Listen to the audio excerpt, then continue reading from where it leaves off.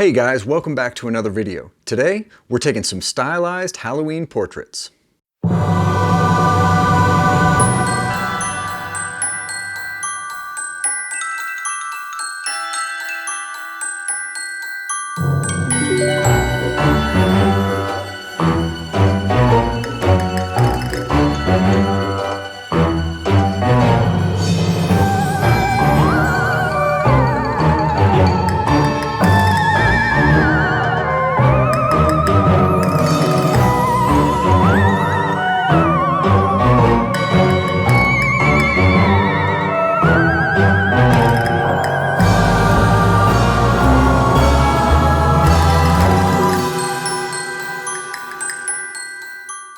Larry here with Southern Exposure, information and inspiration for the amateur photographer. And if you want to take better pictures and have fun doing it, subscribe to my channel and turn on notifications so you don't miss anything. One of the biggest challenges for amateur photographers is finding an indoor space to take studio-style portraits. We're often limited to using space within our own homes that can't be dedicated as an actual photography studio. But with a little creativity, you can take studio-style portraits, and that's what we're going to do today. Now, I'm calling these Halloween portraits, but the setup can actually be applied to any style of portraits, and the post-processing can be used for Halloween portraits or any other kind of portrait that you want to apply kind of a stylized look. It can apply to cosplay or lots of other types of portraits as well. All you need is a model, a costume, and a somewhat spooky background. Now for my background, I used the fireplace and mantle in my living room. You can see that I've got some Halloween decorations set up there and some lighted elements as well to add a little bit of interest to the background. So the first thing that I did when I was getting ready to take these portraits was get my exposure set for the background. Now I wanted the background to be relatively dark. I wanted to give the sense of a fireplace and some Halloween decorations, but I didn't want it to be distracting. And I also wanted it to have kind of a gloomy look for Halloween. I'm going to be lighting my subject with some speed lights, so I don't have to worry about them just yet. Once I had my exposure set for the background, I had to select a focal length and positioning for my model so that I could get the composition that I wanted. Now, I actually used this floor lamp as a stand-in for my model. This way I could get my composition set up without having my model right here in the shot, and they could be spending that time getting their costumes on, getting their makeup done, getting ready. So I used the floor lamp as a stand-in, and I tried some different focal lengths and different positions. I wound up going with about a 70mm focal length on the 24-70 lens. I had my model positioned about 10 feet from the background, and I was positioned about 8 feet from the model. Using a longer focal length and having this setup allowed me to compress the background to where I could include just the fireplace and the mantle without catching any of the distracting elements to either side. Once I had my exposure set for the background and pretty much nailed down the positioning of the models and the camera, the next thing I had to do was set up my lights. Now I used 2 speed lights for this shoot. I started out with just a single speed light and a shoot-through umbrella. I positioned that camera right. Now I specifically used side lighting in these portraits to give a little bit more of a dramatic effect. It wasn't really harsh lighting, but it's a little bit different from what you normally would see, and it gave these sort of a different look to them. So I positioned the speed light camera right, and I feathered it a little bit forward to avoid spill onto my background. Remember, I had carefully set my exposure for the background exactly the way I wanted it, so I don't want any of the flash spilling onto the background and lighting it up as well. I took a few shots like this and I decided it needed something more. So I set up a second speed light with no modifier and simply a red gel over the speed light.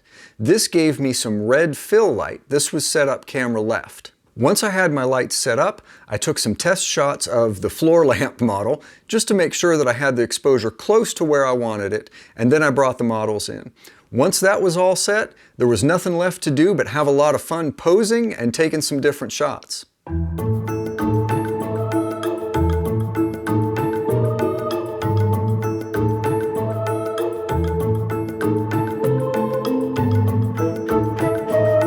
So these pictures look really cool straight out of the camera, but I wanted to add a little special touch to them with post-processing, and that's where I can make these pictures really pop as like a stylized kind of Halloween cosplay portraiture.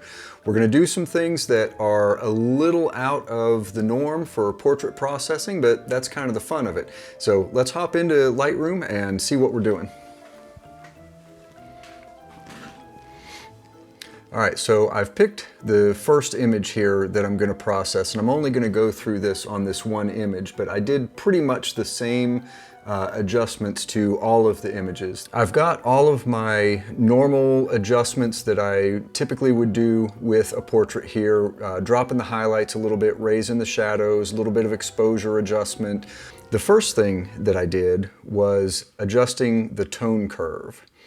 All right, and the first tone curve that I adjusted was the straight RGB. And I started out with kind of a typical S curve, where you raise the highlights a little bit and you drop the shadows. But I wanted to crush the blacks to give it sort of that faded out old film look. And the way that you do that is you just grab this bottom point, which is your black point, and just raise it up along the side. And as you do that, you can see that the picture gets kind of washed out and sort of a faded look. There's another thing that I've found that you can add to this that just gives it, I don't know, a little more depth, I guess. And that's to grab a point right here and just make a little dip. And now you've got sort of a check mark shape to your curve. The first place I saw this was on watching a Peter McKinnon video where he was editing some pictures, and he had a tone curve that looked like this.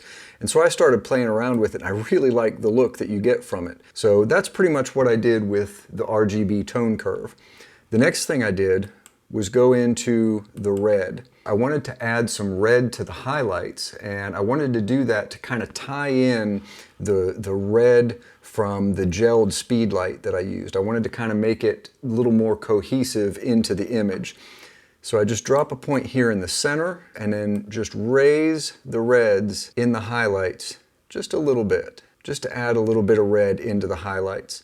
Then to kind of complement that, I go over to the blue channel and I do the opposite. Drop an anchor point here in the center and I add some blue into the shadows.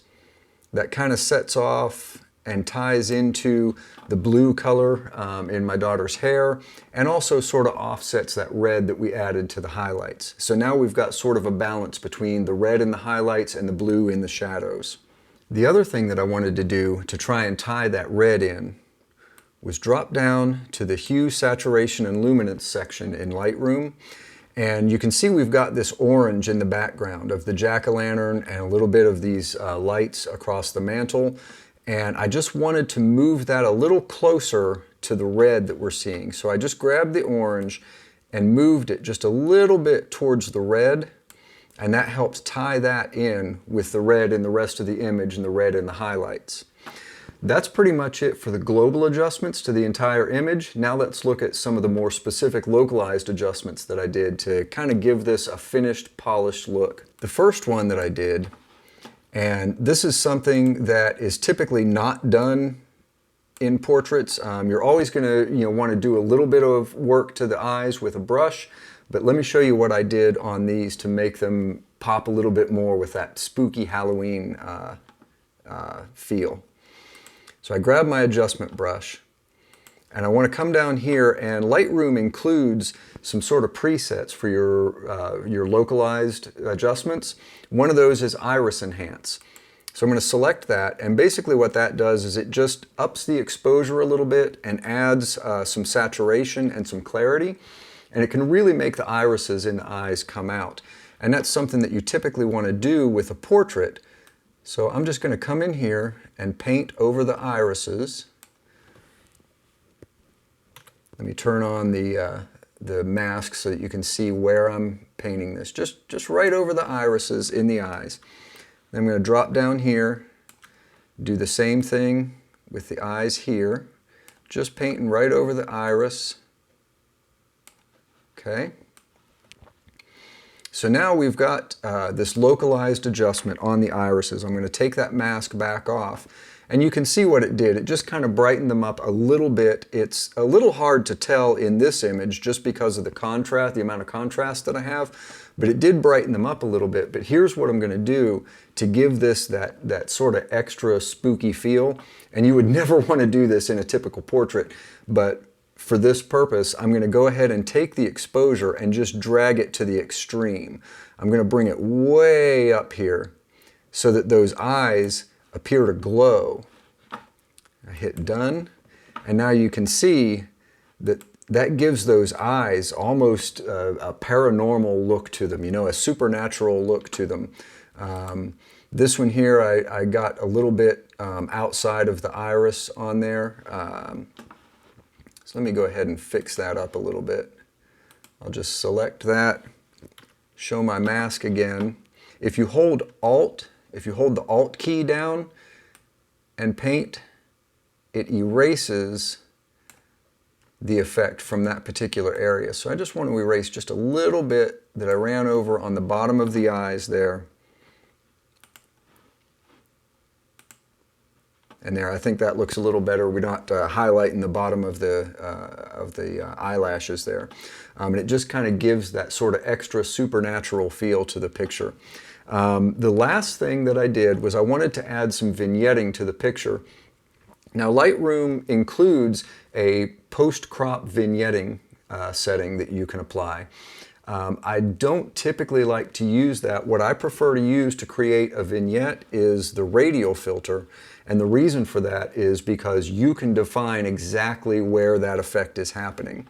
So I choose my radial filter, I'll come down here and choose burn or darken as my effect.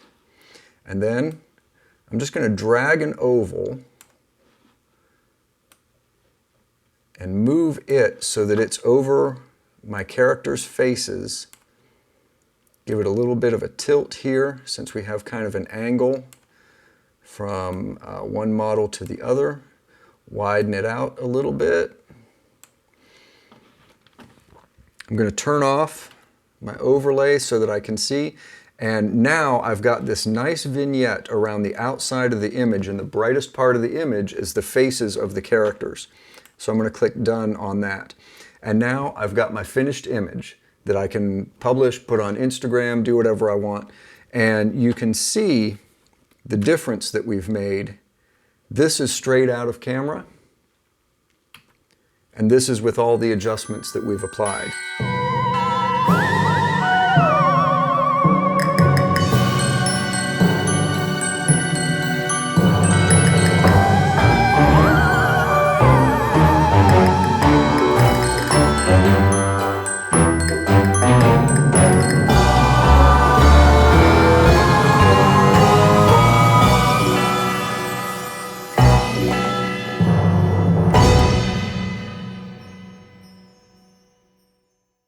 So that's it. That's how I did a quick, stylized Halloween portrait shoot in my own living room. Don't forget that this is a great time of year to go out, take pictures, and have fun doing it. Thanks.